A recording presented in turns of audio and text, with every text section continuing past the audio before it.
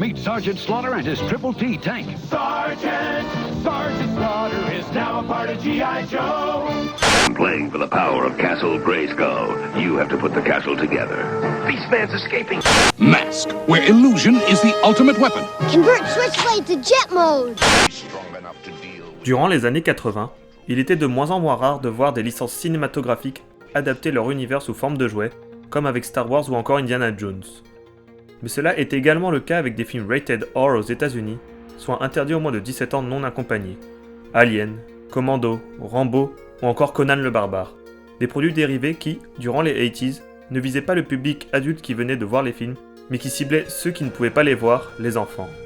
À l'inverse, de nos jours, de nombreux éditeurs de jouets comme Reaction sortent des figurines de films rated R des années 80, visant explicitement un public adulte nostalgique. Si vendre des licences violentes aux enfants serait vu aujourd'hui comme très douteux éthiquement, les années 80 réganiennes semblaient peu se poser la question. Space Marine figures and alien figures each sold separately. Et dans cette idée globale de marketing, un film m'a toujours interpellé. Son succès fut tel qu'il a engendré 2 suites en 1990 et 1993, de nombreux jouets, des comics ainsi qu'un dessin animé en 12 épisodes sorti en 1988. Son héros, interprété à l'époque et encore de nos jours comme une figure forte réganienne et assez badass, a toujours de mon côté sonné comme quelque chose de faux, de mise en scène littéralement. Aujourd'hui, je vais vous parler de Robocop de Paul Verhoeven, sorti en 1987.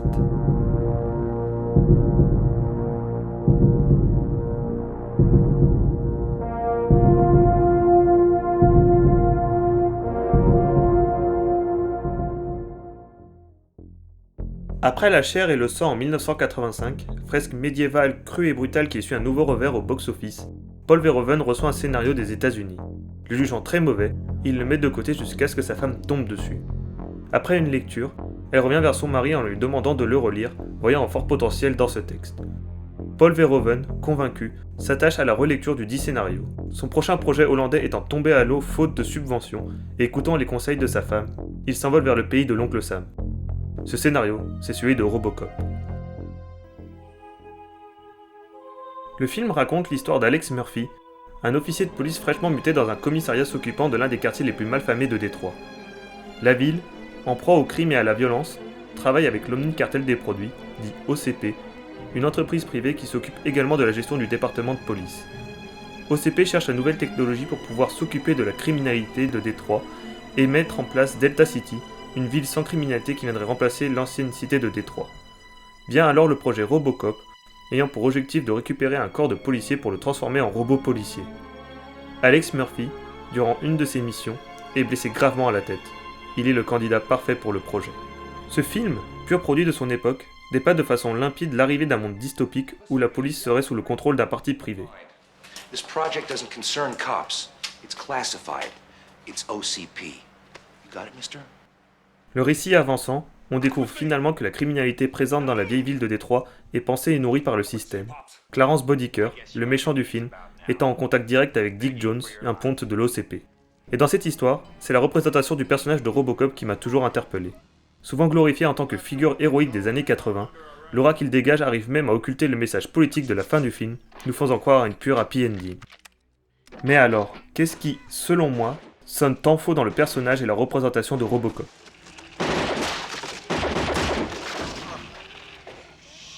Eh bien, je pense que cela vient entièrement de comment Paul Verhoeven cherche à le mettre en scène. Dès sa création dans le film, nous sommes placés, à la première personne, du point de vue d'un bébé, avec une volonté infantilisante. Le personnage d'Alex Murphy vient de disparaître, Robocop vient juste d'être mis au monde. La preuve même étant que quelques instants plus tard, quand un membre d'OCP goûte la bouillie utilisée pour alimenter le Robocop, il s'exclamera « Tastes like baby food. » Sa démarche joue aussi un rôle dans la manière dont nous le percevons, puisqu'il semble être d'une rigidité totale. Produit de cybernétique et de transhumanisme, il ne possède aucune souplesse dans ses mouvements, comme si ses articulations n'avaient pas été pensées. Son corps est une masse que le Robocop même n'arrive pas à maîtriser, mais qu'il cherche à mettre en scène. La séquence de fusillade dans le repère de drogue est un exemple concret, dans lequel celui-ci cherche plus à prendre des poses iconiques qu'à se mettre à l'aise dans l'espace. Toute cette idée de masse et de rigidité est accentuée par un second point, la mise en scène. Si le Robocop semble toujours être mis en avant de façon héroïque, on est finalement plus proche de la parodie que de la mise en valeur.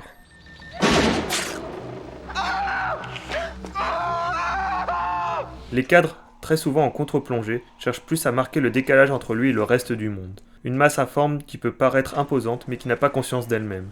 Sa rigidité transpire à l'écran. Tantôt décadré, tantôt surcadré, le Robocop semble ne pas faire partie du monde dans lequel les autres personnages évoluent.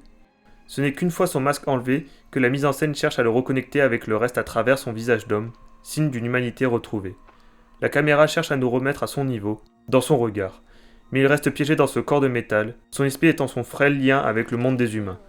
Comme Alex Murphy peut le dire en parlant de sa famille, I can feel them.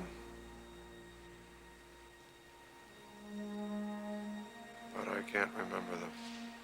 Ainsi, il s'est reconstruit une conscience, mais pas une mémoire. Robocop, même sans son masque, reste Robocop.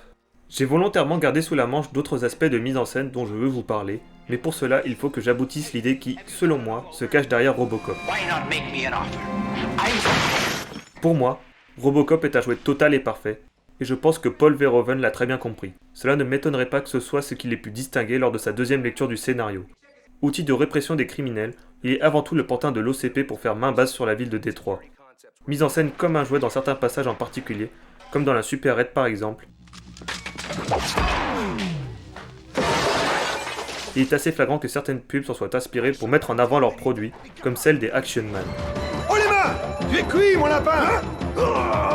Tout comme dans cette publicité, le film cherche également à remplir le Robocop de phrases marquantes, dont beaucoup de personnes se souviennent aujourd'hui, comme Dead or alive, you are coming with me.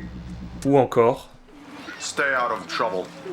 Autre lien avec le petit écran, soulignons Alex Murphy en début de film qui imite un personnage de télévision que son enfant regarde en rangeant son arme.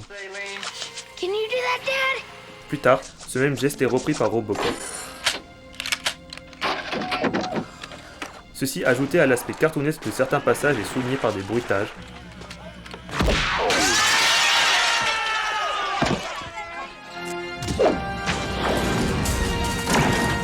On ne peut pas faire plus jouet. Toujours à la télé, on peut noter la manière dont il apparaît au journal télévisé, entouré d'enfants qui semblent être attirés et fascinés par lui. Ce côté pantin surarticulé dont on a parlé précédemment peut se retrouver également dans Terminator, sorti en 1984, mais seulement sur la fin quand le T-800, dépourvu de chair humaine, poursuit Sarah Connor et Kyle Reese dans l'usine. Son apparition arrivant au moment du climax, avec les héros à bout de force, son absolutisme à vouloir tuer Sarah Connor ne peut que créer l'épouvante chez le spectateur. Cependant, quand le T-800 cherche plus à susciter la peur et la tension à travers sa démarche, le Robocop cherche plus à nous rappeler son côté très jouet, comme une figurine dont les articulations sont rigides et très rapidement limitées. La désinterprétation du personnage de Robocop vient au final enclaver la fin du film qui, comme je le disais précédemment, fait croire à une happy ending alors que celui-ci continue de rester une marionnette pour OCP. Il continue d'être régi par les 4 règles dont celle l'empêchant d'arrêter une personne travaillant à OCP et que surtout, le projet de Data City continue d'être en cours. La dystopie présentée, dans laquelle un parti privé contrôle la ville, ne s'arrête pas à la fin du film. Elle est en marche. Le Alex Murphy que dit Robocop au patron d'OCP ne change rien à son statut, il restera leur pantin. À travers un film qui, d'un premier abord, raconte l'histoire d'un homme mort pendant une mission et qui se retrouve du jour au lendemain catapulté en homme-machine sans son accord avant de finalement partir dans une quête de recherche d'identité.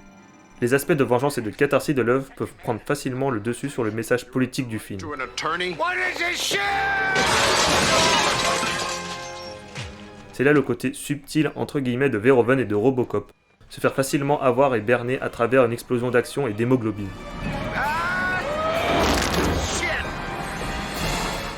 En 2016, au moment de la sortie du film Elle avec Isabelle Huppert, le journal 24 Matin avait posé à Verhoeven la question de quel était son film préféré parmi ceux qu'il avait tourné. Il a répondu Robocop et, je cite, « Il reste à mes yeux mon film le plus abouti, tant dans son scénario que dans sa dimension politique. » Les films de Paul Verhoeven ont souvent été mal interprétés, le confirment les critiques qu'on peut souvent entendre sur ses œuvres. Tantôt progressiste, tantôt conservateur extrémiste, à la fois féministe et misogyne, sa filmographie est une pièce très intrigante du cinéma contemporain. Même son dernier film en date, Benedetta, sorti en 2021, rappelant beaucoup Basic Instinct, est assez complexe pour laisser permettre des interprétations multiples. Mais tout ça, c'est pour une autre histoire.